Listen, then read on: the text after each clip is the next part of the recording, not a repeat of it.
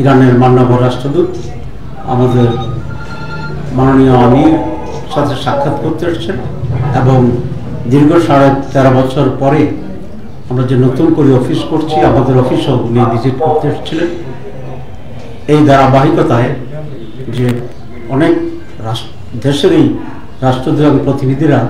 আমাদের অফিসে আসছেন, তিনি বর্তমান ইন্টারিম গভর্নমেন্টের প্রতি ইরানের সমর্থনের কথা বলেছেন, মুসলিম ঐক্যের উপরে জোর দিয়েছেন, ইরান এবং বাংলাদেশের বাণিজ্যে আরও সমৃদ্ধ কীভাবে হতে পারে, কোন কোন এরিয়ায় বেশি বাণিজ্য হতে পারে সে ব্যাপারে আলোচনা করেছেন এবং সারা মুসলিম বিশ্বের যে সমস্ত জায়গায় নানা ধরনের সমস্যা হচ্ছে, ঐক্যবদ্ধভাবে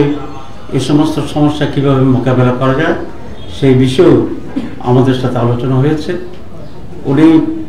বাংলাদেশ জামাত ইসলামের একটি প্রতিনিধি দলকে ইরান সফরের জন্য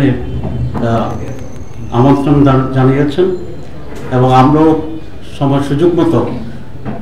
দাওয়াত গ্রহণ করে ইরানে যাওয়ার জন্য ইচ্ছা পোষণ করেছি এবং বাংলাদেশ জামাত ইসলামের পক্ষ থেকেও ইরান থেকে একটি উচ্চ পর্যায়ের ডেলিগেশন বাংলাদেশ সফর করবে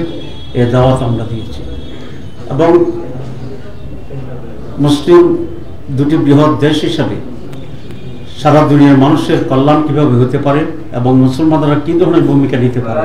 সে বিষয়ে আমাদের সাথে মত বিনিময় হয়েছে। আমরা এই সকল বিষয়ে ঐকমত্য পোষণ করছি এবং আগামীতে